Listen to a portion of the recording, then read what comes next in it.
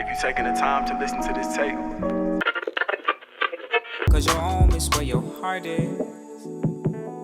Oh, yeah. We're caught in the motion. They're not your thoughts. They're InKELigent thoughts on music. Welcome to the show. This is InKELigent thoughts on music, and I am InKELigent, and I have with me special guest Charles Devon. What's up? Thank you for joining me on this couch today. Thank you. Glad to be here. Good. I first want to say happy birthday to you because you're celebrating a birthday. I am. This past Libra season, a milestone year, so I'm really excited about that. 30. Oh my God, who told you to say that? No, I'm just joking. Well, it's a milestone. You said it's a milestone. Yeah, that could have been 21. I put on camera. No. Yes, 30 years old. I'm very happy about it. A lot to do in the next 30. So You have accomplished a lot so far. I guess I don't want to take anything for granted or lightly, so I am happy about the things that I have accomplished, but a lot more to be done. Yes. That's how I feel. I'm at the same milestone coming up, Scorpio season. So yeah, I understand. The next 30 years better be it. Hello? Next 20, how about that? Come on, somebody. All right, so for those who don't know Charles Devon, he is from Detroit, Michigan.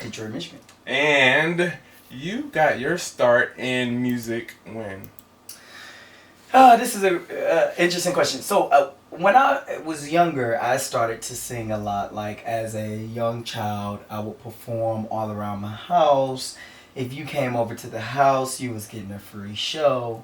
I had stairs at my house at a younger age. I utilized stairs. I utilized whatever there was. So I think performing was always in my blood in terms of an artist. I always knew that was something that I enjoyed. My first words was actually a song. Oh, wow. Somebody Loves You, Baby by Patti LaBelle. Okay, cool. Yeah, it was exactly what I would start singing before I started to talk. Interesting. So in that, it just it was embedded in me a little bit. Mm-hmm. So it kind of pushed me to really do it in full scale. We had cameras back then. And anybody record you doing these? Yes. Oh, okay. I need those. So I have my uncle was always had a camera. My uncle Council always had a camera at every event. So I do have videos of me actually performing. Nice. It's in the archives though. So I have to pull it. So you were singing as a kid. Yes. What kind of did you go to? Performing arts? I went to Detroit School for the Performing Arts, Detroit High School for the Fine and Performing Arts in Detroit, obviously, and it was crazy because I didn't even know much about that school, and when I did find out, I actually didn't get into one of the leading schools, which is Cass Tech in Detroit, and my counselor was like, "You sing, you need to go to DSA." Aaliyah went there, and I was like, "Aaliyah." That moment, I was like, I really loved Aaliyah, and I was like, oh, okay, and it worked out. So, and that led you to. That really sparked the interest in me, but to be honest, it was one of those moments where I really had to figure out was it something that I really wanted to do, because I challenged a lot in high school because I really wasn't vocally ready. My voice was still changing. There was still a lot of residence that needed to take place. It was literally, I was in the thick of changing a voice. Okay. So in that, there was a lot of people that was miles ahead of me who had been training for years in high school. So for me, it was one of those type of things where I really had to focus and really hone in on my skill to figure out if it was something I wanted to do professionally. And after high school, you went to where for college? After high school, I went to the illustrious Clark Atlanta University. Where? The illustrious Clark Atlanta University. In Atlanta, Georgia. In Atlanta, Georgia. So you went from Detroit all the way to Atlanta. Yes. How was that for you? It was an easy transition. Atlanta and Detroit are similar in terms of culture. It was fairly easy in terms of that. The issue that I had was trying to figure out how I was going to fit into a new environment in the very beginning of college. But I didn't take music in college. That was my next question. Look, Did you I'm do a little music? bit ahead. I sang in the choir, but I didn't study music, and it was strategic that I didn't study music. I was like, I've been studying music for 4 years. My high school curriculum was so rigorous that it could be on the scale of a college curriculum. So I was like, I don't want to do 8 years of the same thing. I was like, I need Learning to do the something same exactly. So I took business, but I got scholarships to be in the choir. Shout out to Philharmonic Society, CAU Philharmonic Society. So I got a scholarship for all 4 years of being in that choir, and I sang, and that fulfilled me. Okay. It was just enough. It was just enough, exactly. Okay, so after college, what made you decide to pursue? That's a good question. I always knew that I wanted to come to LA. Okay. I was like, I gotta get to LA. It's something there for me. I don't know what it is. So when I graduated from college, I did sales, and I hated it. Of course. I was like, I would go directly, and I was selling people, which is the most unpredictable thing that you can possibly work with. Unpredictable species. Yeah. So I'm on the phone one day, and like, I literally look around and I see people are like doing the same thing, the same way, the same type of voice, and I was like, my life is not gonna end like I was not born to be this boring. Okay. I was like, I can't do it. So I remember praying, and I remember God telling me, you will be gone by November. Okay. I kid you not. This is no joke. You will be gone by November. This was in Atlanta, Georgia. Okay. By November the 1st, I had moved on to a company working back at my university. I had got a call. They hired me the same day. I went and I immediately quit that job. And I wasn't in a music role, but I was in a creative role, but I was managing people and time and things of that nature. And then I strategically used that job to send me to Arizona. Right. Which was a promotion. Which was when I really, really figured out that I wanted to do music. Okay. One, because ain't nothing to do in Arizona. Right. In Tucson, Arizona. Okay. Okay, usually people go to Texas and they get into the scene there, but you was in Arizona. No music scene. Nothing there. But I joined a band.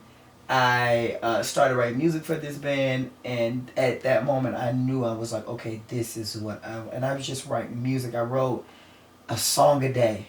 And I was just writing, just pushing my pen and being very strategic, and we released music as a band, and we was performing, and we were recording, and it was very therapeutic for me at that time, and I was like, okay, this is what I want to do. So you weren't a songwriter before Arizona? I was, but I didn't take it serious. Like, I was writing music, of course, but it wasn't serious. I was like, oh, this is cool. And I knew I had the skill set, but I guess I was very afraid. I was like, I don't want to do this, and then if somebody hears and it's not good, then what? Right. Arizona allowed me to be as crazy as I wanted to be lyrically. I was doing rock music. Rock music is not as structured. I was with a rock band, so I was able to kind of really iron out the kinks in my writing, my performing, and my voice, actually. So. Well, yeah, because Arizona was boring, so you had time to just write. No. I don't think you understand. It was extremely boring. Things closed at 10 o'clock. So after Arizona, you came to Los Angeles. Correct. And you said, what once you got to Los Angeles? Like, how did you get into the music scene? You knew nobody, or did you know people? What? Yeah. When I got to LA, I was like, all right, I'm here, now what? It's one of them type of things, and when I arrived, I was like, okay, I don't know what to do. I don't know where to go. I don't know nobody. It was a little intimidating. Pause. Before, when you were in Arizona, you were performing with the band? Mm-hmm. Okay, so y'all were performing rock songs. Rock. Yeah, it was a hybrid. It was more so rock with a hint of R&B, but yeah. Okay, so in any of your music? It was everything that I know. It was everything that I wrote. I wrote everything for them. So it was technically my music because they were just the band. Mm-hmm. But it was their sound. It was theirs, exactly. It was their sound and my lyrics. Okay. And it was more so like, me just writing songs to their music and me performing it. That's how I looked at it. I'm pretty sure they thought that we were something a little bit more cohesive. Oh, sorry.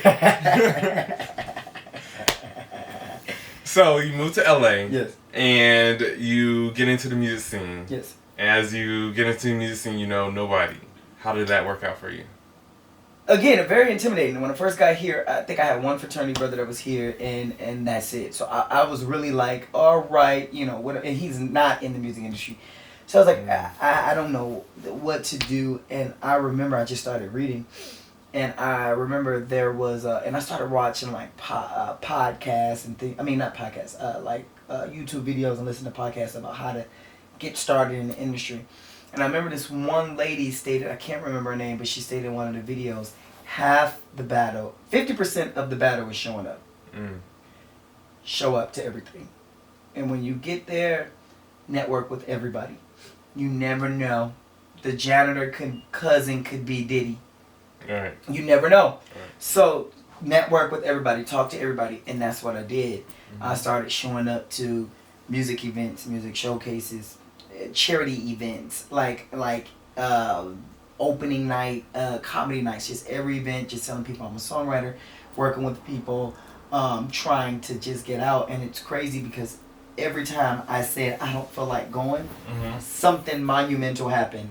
That in that particular event that I went to, that I can accredit to my life now. Nice. You saying, nah, I don't want to go today, I don't but feel like going. actually go, and then I'm bam. tired. You got to do the dance, the horse and dance. Hey, what do you do? I get, you get tired. It gets nerve-wracking. LA. So I'm like, I'm tired, Lord, and I fight myself and I go, and something always happened when I felt that way. Nice. Yeah, you gotta stick it out. So anytime I'd be like, no, I don't really want to go. I'm like, no, get up. Something is bound to happen. You may see somebody you've been trying to connect with or whatever. Right. So you connected with a group. I did. So how I really got started was I started working with a production team called Slumber Party Music, and it basically was two amazing producers who were putting together a super team of people to write music for TV, television, film, and artists. And I was in awe with this group. It was a professional group. It was a group that had great sound. They had great equipment. They had studios. I was like, oh, I have arrived. How did you get involved with this group? Did you have to audition? No, so it's crazy. So one of the events that I said I didn't want to go to, I went to. And the speaker that was speaking at that event, I spoke to him at the end of the event. I said, hey, I'm a songwriter, man. I really appreciate it. He wasn't even in music. And he was like, you're a songwriter? I was like, yeah. He was like, do you have anything out? It was like, I just released, at that moment I had released a songwriter's EP, which was basically like a bunch of songs of me sing. I wrote the songs, so a bunch of songs of me just singing and writing them. And, I'm sorry. Yeah, a bunch of songs of me just singing and writing them.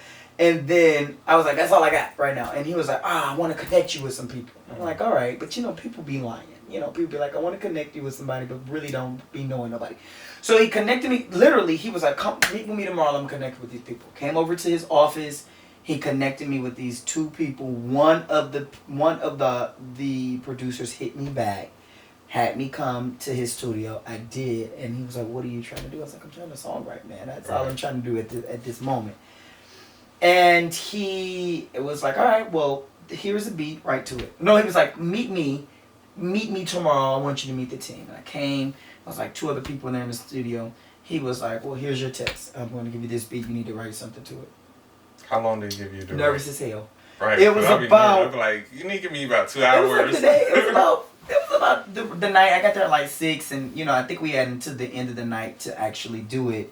So what I did was I wrote the song in about an hour, and he was like, whoa, he was like, this is good. And I was like, but he had also listened to my EP as well. So he knew kind of what type of writing I was doing. So he really liked it. And he was like, we'll let you come back. And it just grew. We went from 3 people to 30. Okay.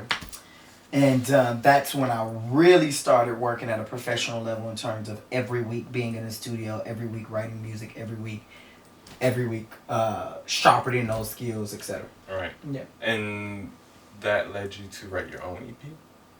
or Yes. what So was after that? that's a good question. You have some great questions today. So what happened was I took a small group of people from the 30 group of people and I said, hey, you guys, I'm ready to step out and do my own music. I want to do an EP. We wrote like 4 to 5 songs. All of them were horrible. And they will never be released. And I was like, hey, I don't think I'm going to release this music. However, I think that we work great together. We need to start our own thing because I think this group that we're in now is going to dissolve at some point. I feel like it's just too, it got to be very disorganized and very, it felt more so like a club instead of a social club instead of actually productivity. Yeah. And they were like, cool. And I kid you not, the next week we got a call from the head of the studio to say, hey, I'm having a baby. We're getting a lot of calls. There's just too much going on in the building where our studio is located with so many people coming in and out, etc. We won't be meeting anymore. You guys can come and record whatever you want at any time, but we won't be meeting as a group. All right. I was like, I told y'all. Perfect timing. It's perfect timing. So then we went on, and now we've been writing for 4 years, going on 4 years together, and now we're called the Super Friends, and it's 5 of us, and we write music, and they were actually, a lot of them were instrumental in writing my first debut EP, which is Wait For It. Wait for it. Hey! Okay, before we get to your EP, Yeah. you've been writing music you wrote music for TV. Yes. What shows? Empire. I also wrote music for... Empire, like Fox Empire? Fox like Empire. Lee Daniels Empire? Yes. Like, how'd that work out? How'd you get that? It's... Or what is- stories. It's crazy. So I knew a man who basically works in a music. He owns his own music library, and we became very cool friends. He was very instrumental in getting me my first placement, which was on Oprah's network. And he was like, "Yo, I do writer camps all the time for different TV opportunities. You should come." And I did. I came to one of the camps, and then I brought in my team, and my team came, and we were like a powerhouse to him. Nice. Because we were quick, we was efficient, and our music was great. So we did a camp with him for TV and film, and we pushed all of our songs that we wrote, and that song was the one that was placed from that camp. What's the name of the song? It's called Guilt or Pleasure. Guilt or Pleasure. Yes. Cool. And you also have a song called Star Search? Star Search. Yes. And Star Search, how was that one written? How did that come about? So that was actually written in Arizona. I wrote that song in Arizona, and it was about long distance relationships. So at that time, I really felt like I really couldn't do a long distance relationship. So Star Search is really written in the aspect of missing someone or living with someone that is, or dealing with someone that is miles away. Mm-hmm. So I wrote that song in Arizona, but it wasn't recorded. So when I got here, I was like, I gotta release something. I gotta step out on my own. And I basically went to Cook Up Records, which was a producer here who had an amazing studio. And he was like, yo, we would love to work with you. And I did. I worked with him. And he produced the song and then went on to... he recorded the song, but it was actually produced by Dre Knight. Hold on, wait. But when you met up with, what's his name? Cook Up Records. Michael was his name. Yeah. Cook Up Records. Yes. He played the song where though? So I had a voice recording of it. Mm-hmm. So it wasn't recorded at all. But he played it. Oh, yes. No. So what happened was he was the main producer of it. He called me in for a musician session. Mm-hmm. He said, I want you to meet with this producer, Dre Knight. He's actually going to do the piano to the song because I didn't have a chart to it. And I was like, okay. He was like, but I want you to meet at this house. I said, okay, cool. He was like, and just giving you a heads up, it's Smokey Robinson's house. I'm like, okay. People be lying, all cap. I'm like, I'm not going to Smokey Robinson's house. He gave me addresses in Beverly Hills. I pull up. It looks like it's a beautiful home, but it looks like a regular home in Beverly Hills. And I was just like, okay, this is probably not his house. And I walk in, and it was Smokey Robinson's house. Mm-hmm. Like, beautiful. So we actually arranged the song. The song was arranged in Smokey Robinson's piano room, amongst multiple Grammys, amongst multiple pictures of the Platters, amongst multiple pictures, of the Miracles, amongst multiple pictures of Supreme. It was great to be there, and I just hope that all of that energy rubbed off on that song. Wow. So Crazy. You heard the song. Oh, it was played in Smokey Robinson's house. Yeah. Did you meet Smokey Robinson at all? No, he was not there. That's the question everybody likes to ask. Hey, was Smokey there? He was not there. But it's crazy. We got there. I sang that song twice. The producer played it out and was like, "I'm done." I was like, "Sounds beautiful." Are you serious? Thank you. Thank you. It was pretty much the first song I was recorded, but not the first song that was released. So, after Star Search, we now have your EP. Yes. And your EP is called Wait For It. Wait For It. And why is it called Wait For It? So, I felt like overall a lot of people wanted to know so many different things. A lot of people wanted to be like, oh, well, when are you going to do this? Or when are you going to get married? Or when are you going to make it? Or you're in LA, what are you doing? You know, oh, when are you going to get on TV? You say you're going to be on TV by now. And it's just like, stop asking me all this stuff and just wait for it. Because it's coming. All right. Just wait for it. So, in the beginning of the album, it's actually kind of like a skit about that a little bit, but the meaning of the song is that. Like this skit right here. Yes. Girls. Yes. And LA. True LA. Did you so these are actual words you heard people say to you? Things that I've heard someone repeat to me. I think being in LA, you run into a lot of people who are very surface, who really want to work with you because they only on what you can provide for them. And behind your back, they say a lot of interesting things. So I wanted to capture that because I think LA is full of that. So this story the skit is basically 3 women who are just going in on me. But when I walk in the room, it's a 180. Right. It's like, oh, hey, we love your music. Oh my God. Like, it's pretty, everybody can understand that story. That skit. Yeah, let's take a minute and listen. Talking about God. I don't think he really live it. Well, they say he gets around. My cousin Crayola said My his cousin best friend Crayola. Baby Daddy seen him at the Dime in Hollywood, hugged up with some girl in the club. Girl. And always on Instagram liking hella photos. Like, do you work, sir? Like, Can he really sing? You know, he usually writes music with the team. Girl, Community community writer. writer. He's really not that cute. Like, he do a lot of going out and not enough going in. Okay? Wow. That is hilarious to me. Did you write that skit? I did. You I wrote it all the yourself. skits. Yeah. Nice.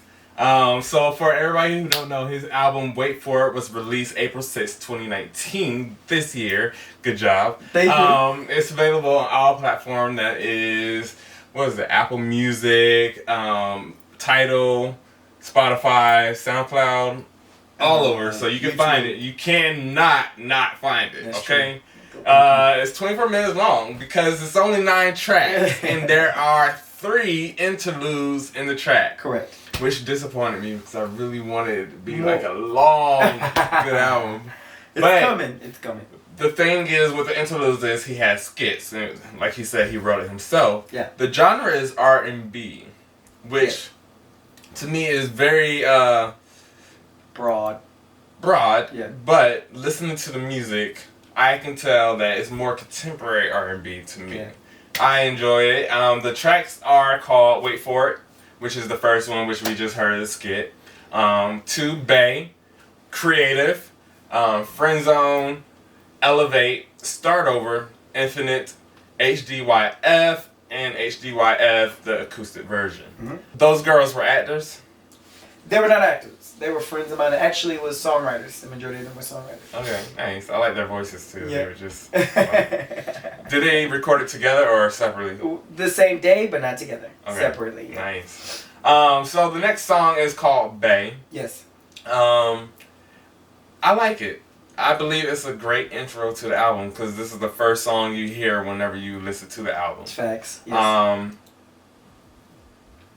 Who produced the beat? Rhythm Section Entertainment. Okay. It's 2 guys by the name of Michael and Gregory. and they're amazing producers. So this song is sampled. Yes, Sampled with My by Johnny Gill. Johnny Gill. Nice.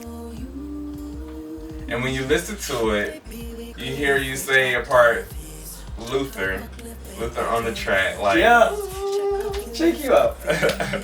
Yeah, so Luther's my favorite singer of all time. Of all time. So I really wanted to pay homage to him. And for me, anytime I'm feeling any type of thing, I always like to turn on Luther, whether I'm sad, happy, sexual, whatever.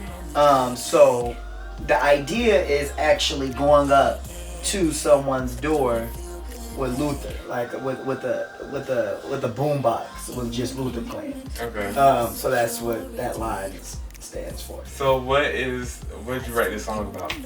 So Bay is really a song that I think is relatable. I didn't really have a story attached to Bay per se. Like a lot of my music are not written from one particular story. I will use my base story at the base, and then I will branch out and basically pull from different stories. Okay. If I just wrote a song about, and it's a female song about a guy that's cheating. I don't know. A lot of people that's been cheated on, but I pulled from different stories of being cheated on. Gotcha. You know what I'm saying? So, but at the end of the day, to answer your question, that song is just written it's a feel-good song that everybody can relate to about just trying to court someone. Yeah. It's basically like, look, Let's go back open to your old eyes. days. Yeah, and it has a real good old school vibe, and I'm learning that's what my audience likes. Yeah. So Yeah, it does have a nice R&B vibe. Just chill, music. play Like, that. you can smoke to it, whatever you want to do. You can drink to it, you can dance to it, you can pray to it. Okay. I don't know about praying. Luther be like, ooh. All right, the next song is called Creative. Yes. And to me, when listening to the song, I like it because it has a Chris Brown vibe to it. Really? Okay.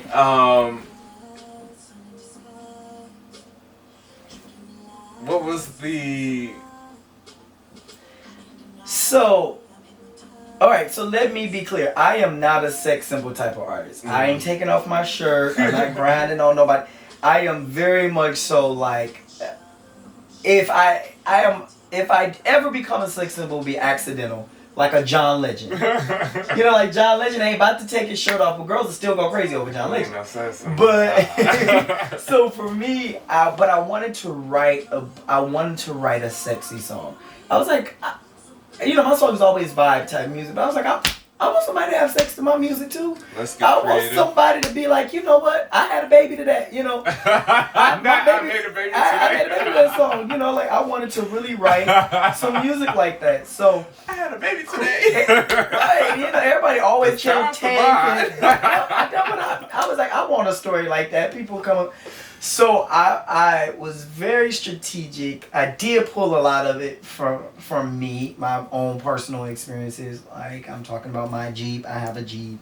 The rooftop is something that may or may not have happened in the past. So, but it's really about just being creative sexually. It's like, let's not do the same thing. Like, how can we figure out something new?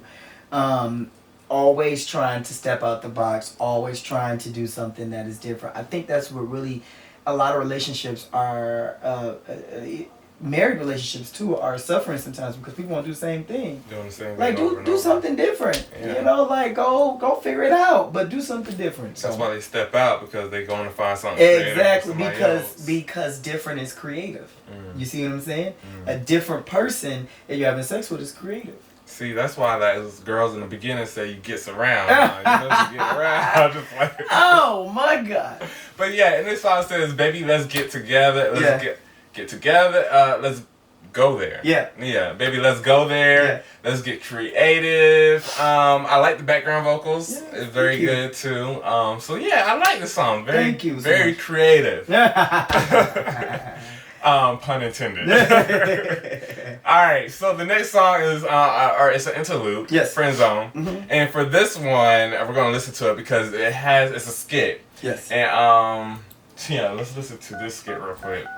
starting off with a phone conversation. So, was this actually happened to you? Personal experience? This is a personal experience. Now, it wasn't, full disclosure, it wasn't a conversation though. It was actually a text message that I transposed into a conversation. So, yeah. Boy, bye. Wow. So what's up? Can you do this tomorrow? Or? Honestly, Yeah, and the person that I wrote it about recently found out, so, Found out you were talking about this. yeah. I didn't even release the show. They found out. They found out, so. How did they feel when they found out you? I mean, she was cool, but she was, well, okay, so this is what happened. I told her beforehand. Okay. I was like, I'm doing some music and a song has been inspired by you. Mm-hmm. And she was like, oh, because we became cool after that, you know. And she was like, oh, okay, whatever. And she like really didn't, we never talked about it again. This was like at least 4 months before the album came out. Mm-hmm. She's like, all right, cool. So the album comes out and she comes right around and she's like, didn't you say something was inspired by me? And I'm like, oh shit, like you remember that. And I was like, perhaps. And she's like, oh, okay. So then nothing happened after that. So then she started listening. She was like, none of the songs really match up, but this one. She was like, this interlude, and this is not a song, so this is about me. And Yeah. and I was like, it's about you. Yeah. Wow. Yeah. I'm gonna say, if I release my music, some girls be asking me, is this about, yes, it's definitely about Yes, you. it's about you. Yeah, so this song right here So- definitely brought me back memories.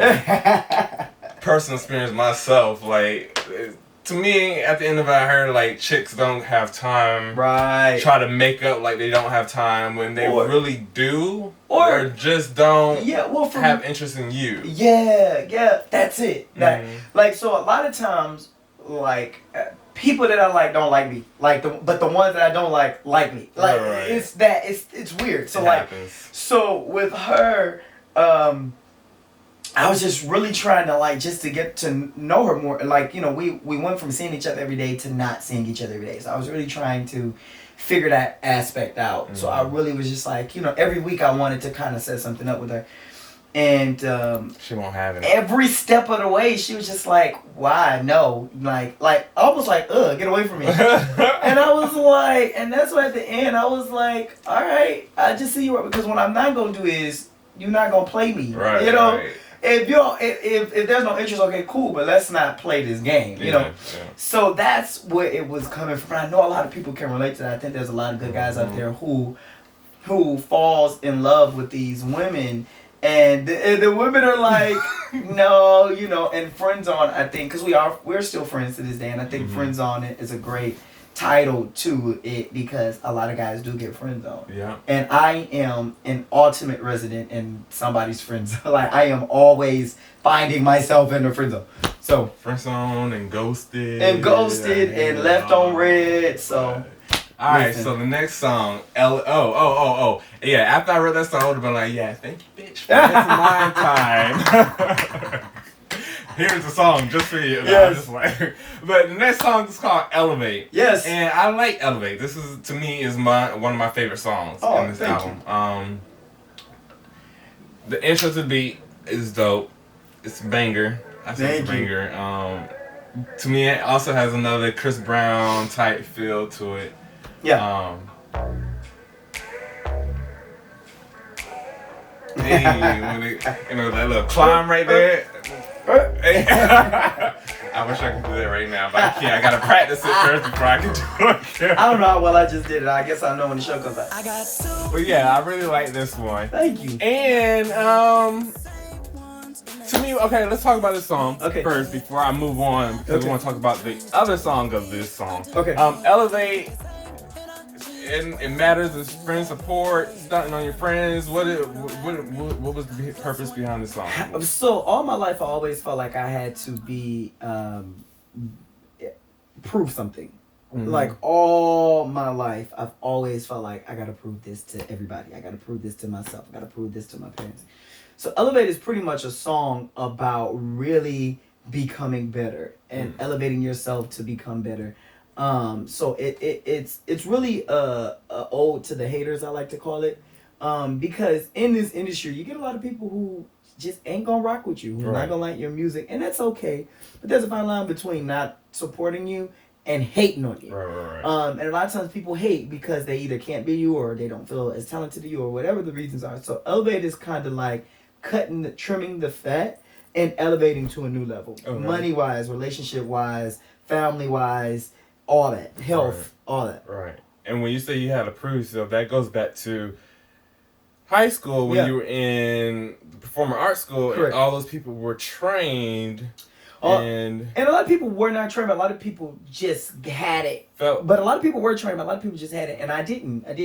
And it was evident. And then, so when I got there, it was more so like I got into the school, obviously, because I did have talent. And I think another great thing that really worked well for me in getting into the school was my range was impeccable. Like, I had an amazing range at that age. I was just coming out of middle school for singing soprano. I was a soprano in middle school. Wow. First. Wow. So, my range was still still do it now? there. I can still do a little bit. No. I can still hit some high C's for sure, but it is very difficult. But, so I think that's what really captured in my audition. I think my teacher was like, whoa, we could really mold this. And they did over time. Shout out to Cheryl Valentine and Sheila Sipes. Who really were trying to work with me. But in that, I developed a level of anxiety. Mm-hmm. So in that, it was a level of me not really being able to really, I went from singing all the solos to middle school to not having one solo in high school. Mm-hmm. Because I was so nervous as to what people would perceive my voice to be. Mm-hmm. And my voice is an acquired taste too. The tone and the timbre of my voice is slightly different. Mm-hmm. So sometimes people rock with it, sometimes people don't. Mm-hmm. And that's cool. And I've learned to just accept, like, for so long I wanted to sound like somebody. Right. I want to sound like him. Right. I want to sound like that. And I really was able to find my voice and be comfortable with the way I sound and what I have to bring to the table. Which is interesting. Still, me close to 30, I can still have those anxieties and feelings still as my performance. So. It's crazy. Yeah, people still have that. And do you still have those anxieties still as you perform sometimes, or are you finally comfortable? No, I'm very comfortable in my voice. Yes, I always get nervous. I always feel like I'm in competition with myself. Every performance, every song, I'm like, it's got to be better than the last. It's got to be better. But I don't feel insecure anymore. Like, I'm confident in my talent. I will tell you one time it did happen. I recently went to an amazing party. I don't know if you know Duran, but he's a singer here. He sings background for Erykah Badu. Mm-hmm. Very cool guy. Was able to go to his party, and they do this thing, and it was at Stevie Mackey's house, which is a popular... right around the corner. Yeah, it's right around the corner. Yes, it is. Stevie Mackey, I met him too. Yeah. Great. He's a vocal coach for Jennifer Lopez. Yes, and Kelly Rowland and all these Shout out people. Stevie Mackey. And he has this... Taco Tuesday and his style where he basically have all these amazing singers. He just passed the mic. Mm-hmm. So we had that at Duran's party, and I was like, it's a lot of singers in this room, but it was singers. Right. I mean, people that are amazing. And I think that at that moment I was like, okay, Charles, you are not ready for this here. Still, I'm like, you ain't ready for this. Okay, do not pass the mic. I'm gonna give y'all a good look. 2 bars. And I'm going to sit down. They started passing the mic, and I went right on. God bless. Yes. Yeah, I would have to. That's the most nerve-wracking. Because I'm like, y'all not finna tell me I was the worst one here. Obviously, I was not going to be the worst one singing-wise, but like, when it comes to control and talent, I was like, no, these people got it, So you still go through that. I think you still go through that as you matriculate through the industry. But I think the main thing is really being confident with what you have to provide. Mm-hmm. Okay, so Elevate. Yes. I think I would love to see a dance music video to this. Really? I think so, because it sounds like it should be like a music video. Well, the crazy thing is, I did a remix to it. It's the only song off the album that has a remix to it. Which you did. The thing about it is, I don't know, I may do a video. It's kind of a little too late now. But yeah, I mean, you ain't got to do it now. It's too late. See. You're already working on the next EP. I am. But in this song, I heard, like, are you religious?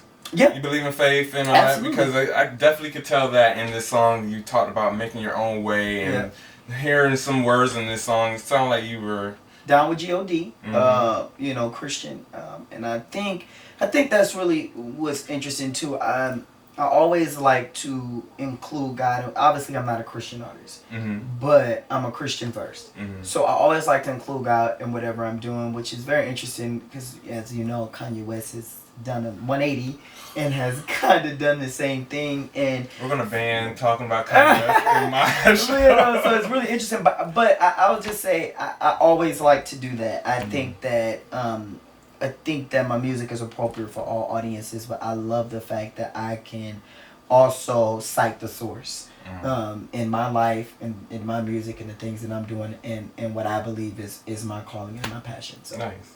And you said you did a remix, so we're gonna play some of the remix because I Hey. heard it this morning, and it is bomb. I'm saying it's Thank better you, than man. that. It's better than Really? original. Thank you. Oh, that's a blessing. Thank you. Who is? What's his name? Young Licks. Young Licks. And Yeah. you said he's from the West Coast, He's from San Diego. and he's Yeah. he's frat. He is Fred. Oh yeah. Yes, So he's an alpha. we pledged together. He's the ace on my line, actually. Okay, so he went to Clark Atlanta. He went to the illustrious Clark Atlanta University. Yes, he did. And it sounds good. Is he out here now? Yeah, he's out here. He's doing amazing, man. He performed at Coachella last year. He performed at the EDM festival. I forgot what it's called. So he's been grinding for 10 years, literally since he released his first EP in 2008. Ooh. And every year he's progressed. He's gotten better. He's releasing. And he says it in the remix. Yeah, he's an inspiration to me. I mean, he goes over to Thailand and performs overseas, and he's getting hit up on overseas, all getting the time. paid. Getting paid, money, bags. Yeah, I gotta get him on his couch. 'cause Yes, that's for like- sure. Yeah. He'll definitely come in. He's an awesome guy, awesome brother, awesome artist. Man, I just can't say enough about Young Licks. Yeah, so that was a good choice to have on the remix. Thank you, man. So, Thank you. The next song is called Infinite. Yes. And I'm not going to go through all your songs because Okay. I want everybody to go and check out the album for yourself. Facts. However, Infinite is such a good song because to me, I feel like it was a personal song. Yes. And why was it so personal to you? Because if you listen to the lyrics, you can tell.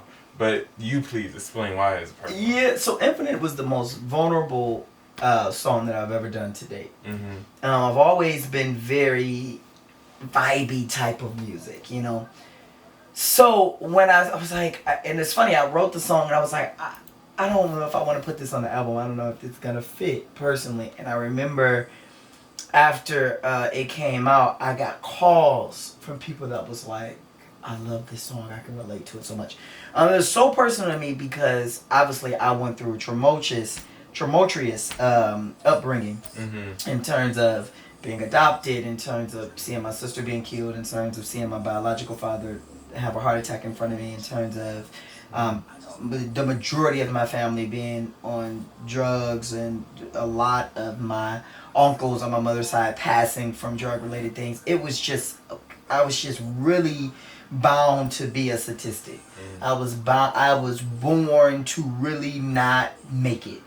Like I think that in the beginning it was one of those type of things to where I felt as if I was that I was here for a purpose but didn't know what it was, and I say this in the actual song. So yeah, so I talked about that. I talked about my mother, not being raised by my mother. I talked about, being adopted, and I was actually adopted by my uncle, which is my dad's brother. I talked about that. I talked about my sister. So I talked about a lot of things that just a lot of people can really, really, really relate to. Right. Even if it didn't happen, Right. people may have not lost a sister, but they may have lost someone else.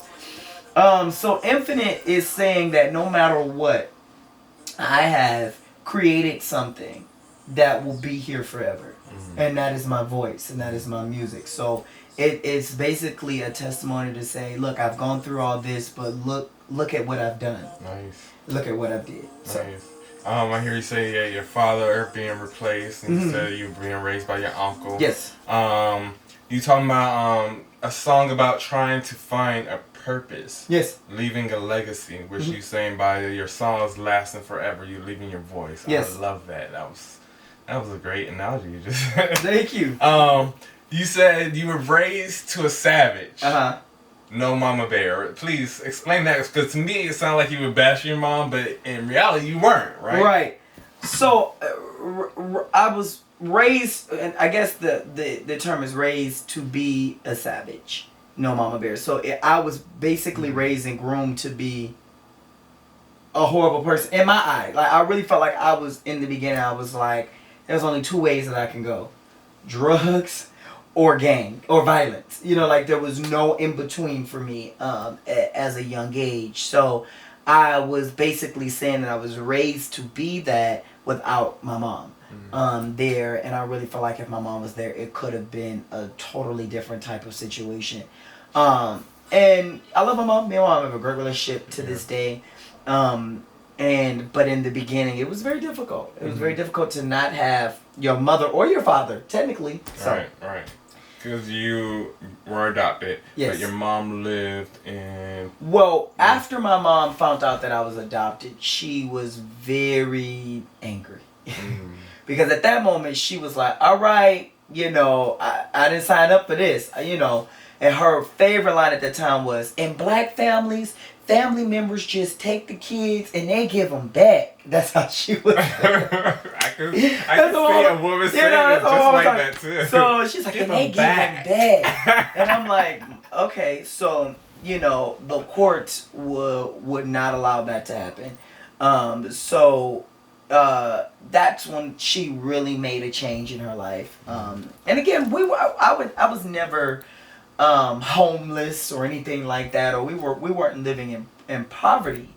There was food, there was things, it's just there was nobody there. Right. We was raising ourselves. Right. You know, so I have two older siblings that's from my mother's first marriage, a brother and a sister. So and my mother had me at 35, had them at my brother at 21, my sister at 25. So there's a big difference. So my brother and sister wasn't great fans of me. You know, for them, it was them two for 14 years. Right. 14 and 10 years. So for me, it was more so like coming into this family and like, what now? But I will tell you this. I feel like out of everything that has happened, out of everything that could have went wrong and could have been done better, I am really happy with the overall outcome. Yeah. Because I really feel like it's made me who I am today. Yes. I also really feel like I wouldn't be the same had it not been this way. Yeah. I don't know in which way, and I can't play God like that, but I wouldn't be the person I am today. Right, and you say it in your song, it taught you how to forgive. Yes, yeah. I forgave my mother at a young age. I never held resentment against my mother. Me and my mother had a conversation. We cried, we talked it out, and I think at that moment I was like, you know what? It's going to do more damage for me not to forgive this woman than it is to forgive. And I did. I forgave her, and I moved on. And, you know, now we have a beautiful relationship. That's good. That's awesome, man. Yeah. So, your next song is How Do You Feel? How do you feel? Hey, give us a little Just bit. A little bit. Keep going. You heard it? Yeah, I can go Google it. This song, was it originally written in acoustics? No, so the original song was written a part of my original EP back before about 4 to 5 years ago. My original EP was written with the smaller team that I have now, and I didn't release the EP, but I released this song, and it's cool. And then I was like, oh, I really want to tie in something to my last EP that I was working on, kind of like, you know, I didn't do it at that time. I grew, but I want to do it. And I didn't want to re-release this song. So I was like, you know, how about we just do an acoustic version? Okay. And I'm really happy with the acoustic version. It is a lot of people's favorite too. It's more so just me just singing. You know, like it's not a lot of effects. It's not a lot of background vocal. It's just really, really stripped down and just really laid back. Right. And a lot of people love this song. And I love it because I heard it and then I saw it on YouTube. You perform it on YouTube. Yeah. But listening to the song is like, it gives a nice vibe because one, I play guitar and I like guitar lyrics. Okay. But it's very smooth. It's a soulful tone. Just how do you feel? Right. And when you listen to the song, you just, how do I feel listening to the song? Right. And the way you say is it parallel to the way that I feel? Yeah. You're the one that I dream of, and I like it. Yes. So It's a very good song. Thank you, man. I appreciate it. You wrote it yourself? I wrote it with the team. The line that you just spoke about, I write with obviously my team that I write with. We wrote that song, and one of the team members, Myra Finley, actually wrote the hook to that song. And she came in and she was like, I have this hook. And I was like, okay, well, sing it. And she sang it. I was like, girl, Right. that's amazing. Yeah. You know, and we ran with that, and we started writing the rest of the song. So I really like to collaborate with people. I think that, and that was actually the one advice that I got when I first got here. I was trying to do so much, and this one lady that I'm still great friends with now, who's an amazing manager and artist representative, she said, you would really benefit from writing with other people. And I said, okay. And there was no fighting that. And I did, and I just started collaborating. Now, you know, I can write music by myself or with other people, whatever, but at that time, I knew what she meant when she said that, you know. Right. So I encourage anybody out there who's trying to write music, start writing with other people. You never know, you can learn a lot about other people. So Well, talking about writing music, I have a test I want you to give me, sir. okay. I have this loop here, and I would love for you to come up with a quick little something. Okay. Oh Jesus. No, jeez. Let me turn it up. Hold on. A little freestyle, if you will. You produce this? Yeah, I did. Okay. That's it. There you go. No. No. Yeah. Yeah. Yeah. I remember when you used to call me. You used to leave me on my cell phone. Every now and then you used to hold me.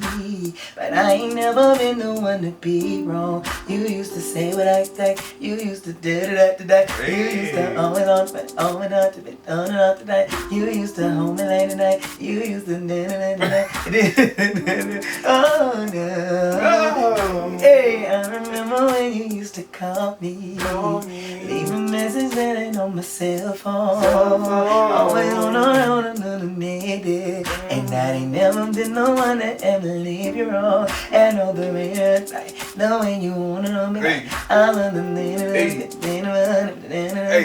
I want the way you wanna know. I want the man. Oh now. Yeah. Hey, I love it.